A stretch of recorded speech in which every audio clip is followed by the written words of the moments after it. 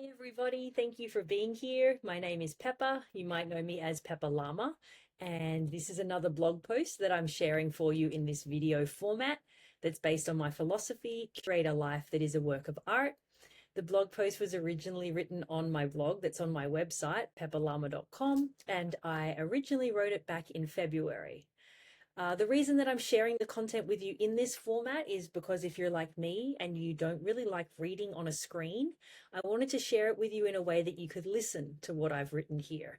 And you can listen to it in the same way that you would listen to a podcast, or you would listen to an audiobook, or even listen to a voice note that you're sharing back and forth with a friend. I know that's what my friends and I joke to each other, that we're podcasting with each other. So rather than sitting in front of the screen and reading it, I wanted to read it for you so that you can listen, move about your day. Perhaps you want to, pop on your headphones and go for a walk in nature, take a bit of a time out and listen. Perhaps you just want to sit quietly in your own home and listen, or, move through your home doing some things. If you want to sit down and create something, you want to make some art as you're listening, whatever shows up naturally for you.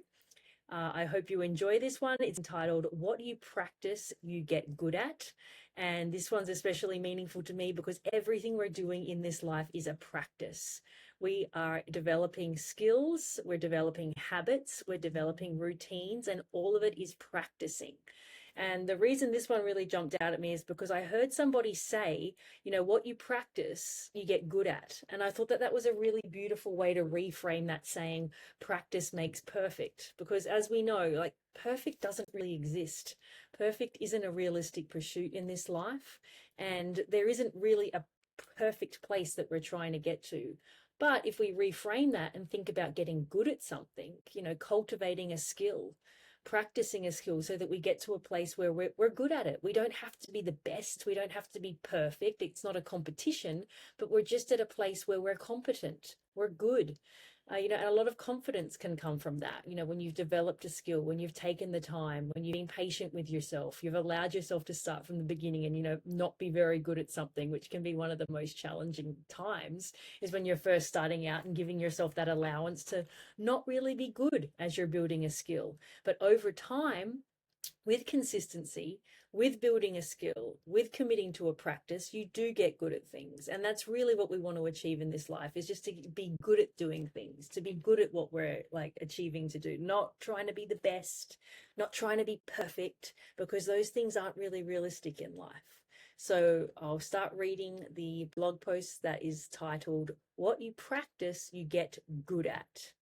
Getting good at something, and this happens by practicing it, is a really worthy pursuit in this life. And it applies to every aspect of our life, from learning a skill to cultivating inner peace. If any of you have a meditation practice, you understand it's exactly that. It's a practice, and it can be really challenging in the beginning to quiet your mind and get into that meditative state.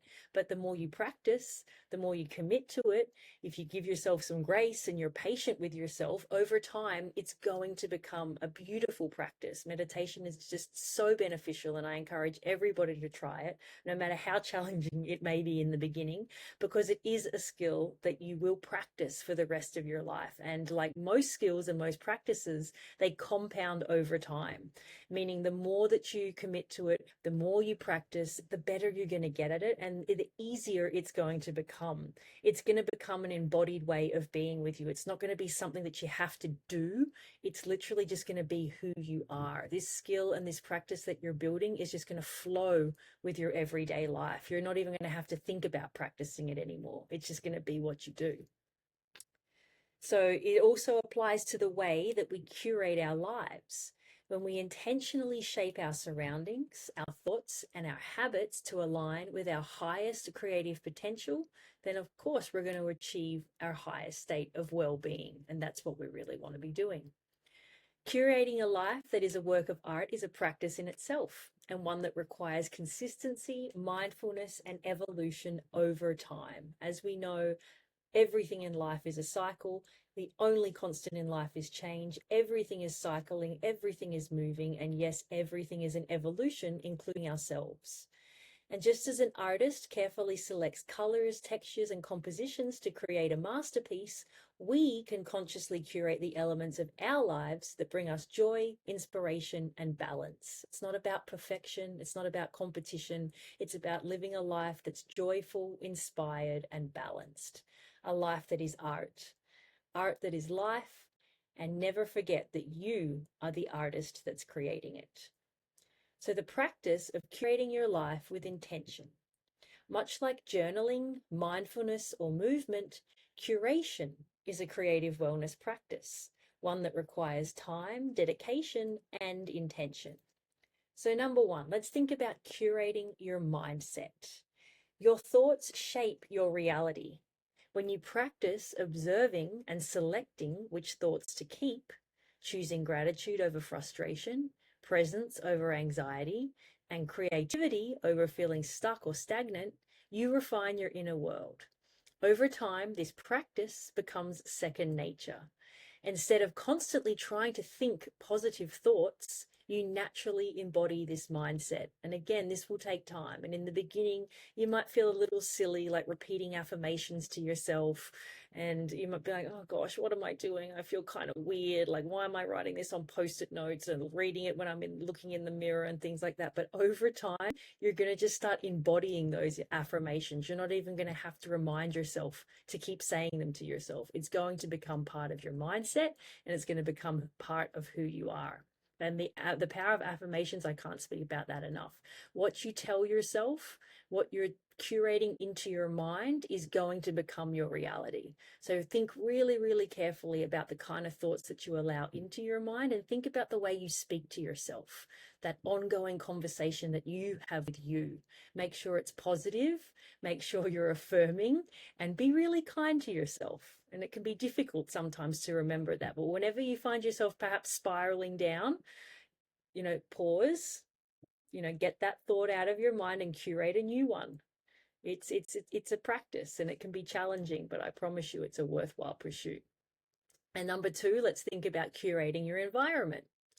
The spaces we inhabit influence our emotions, our creativity, and our overall well-being.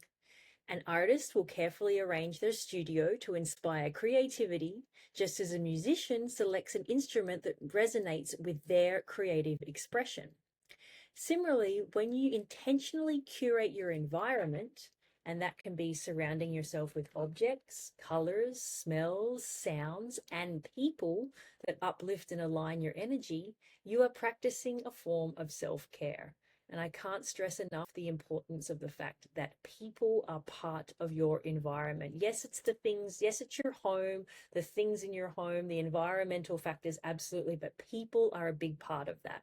And the people that you have in your life need to be the ones that are inspiring you, that are making you want to be the best version of yourself, that are supporting your growth, supporting your authenticity, making you want to be the best version of you. And if the people in your life aren't doing that, it might be time to do some curation in that environment.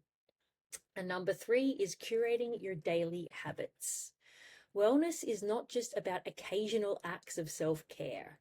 It's about the routines and habits we curate into our daily lives.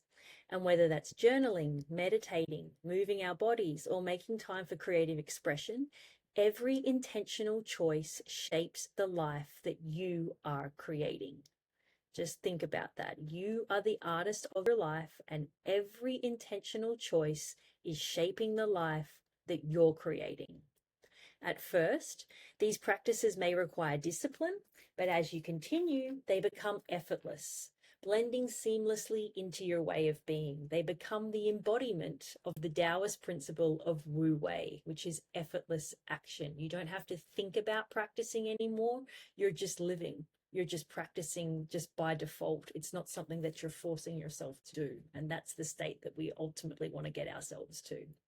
So from practice to embodiment, when doing becomes being. The beauty of practice is that over time, it will evolve into your way of being. At first, self-care may feel like something that you have to remind yourself to do. You might need to remind yourself to journal in the morning. You might need to remind yourself to meditate before you go to sleep. or you might need to remind yourself to curate the space that feels inspiring. But as you practice, these actions become integrated so that they no longer require effort. You don't have to try to take care of yourself, you just do. You don't have to try to force yourself to be creative, you just are creative. And you don't have to remind yourself to be present because you're already present. Through practice, creative wellness becomes who you are. And that's really what embodiment is all about. It goes from something that you're doing to somebody that you're being.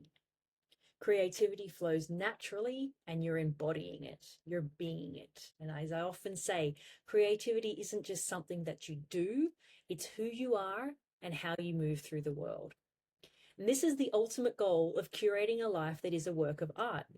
To reach a state where creativity and presence are second nature, where the life you have designed supports and inspires you effortlessly. And that's the art of Wu Wei. So curating your life as a work of art, daily practice. So how do you make this practice a part of your daily life? What can you do? How can you start? So each morning, start when you wake up. Choose the thoughts that come into your mind with intention. As I said, set yourself some affirmations. Think positive thoughts. Be grateful. What mindset do you want to cultivate today? When you wake up in the morning, think about that. How do I want to feel today? What do I want to create? Who do I want to be? And then do it. Practice things that support that.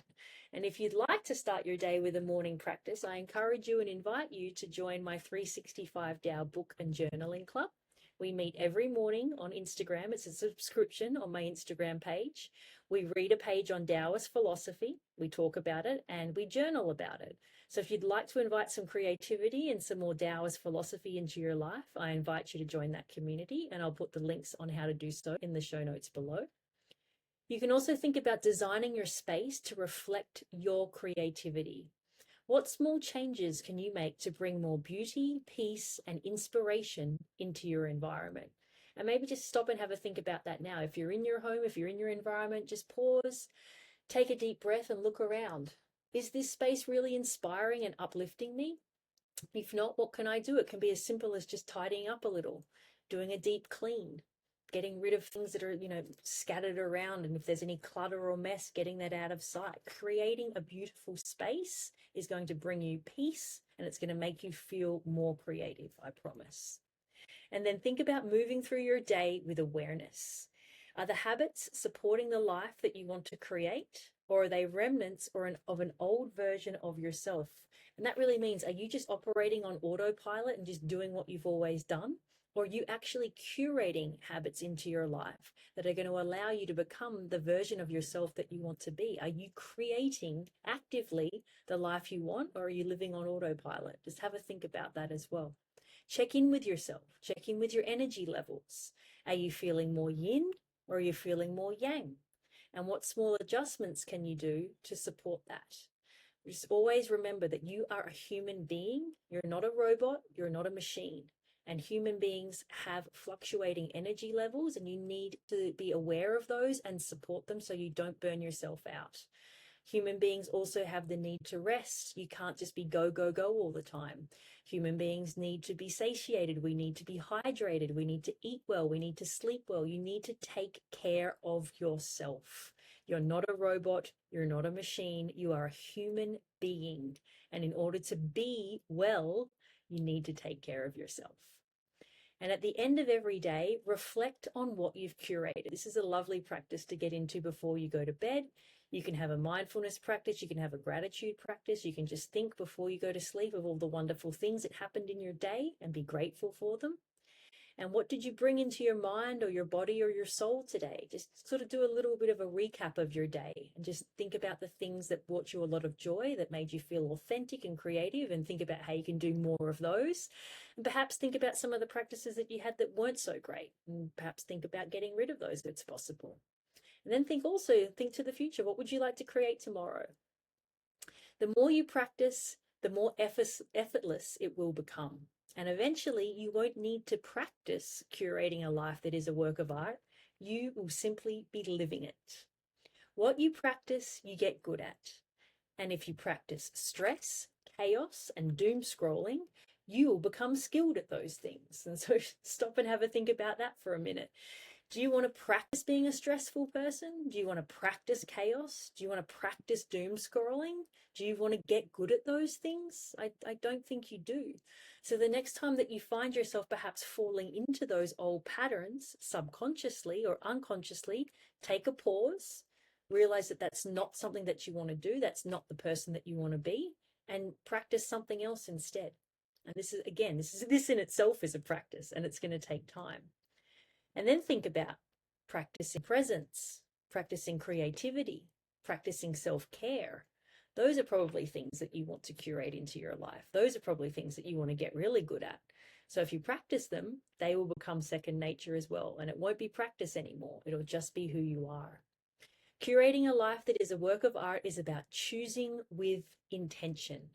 Over time, the practice of curating turns into an embodied way of living. And when you reach that point, you are no longer practicing, you're just being. You are the artist of your life.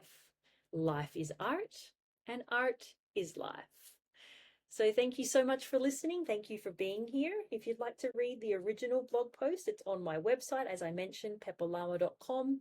I'll also put a link to everything down below here if you're interested in following up, as I said, about joining the 365 DAO Book Club. You can do that on my website as well. All the information will be there.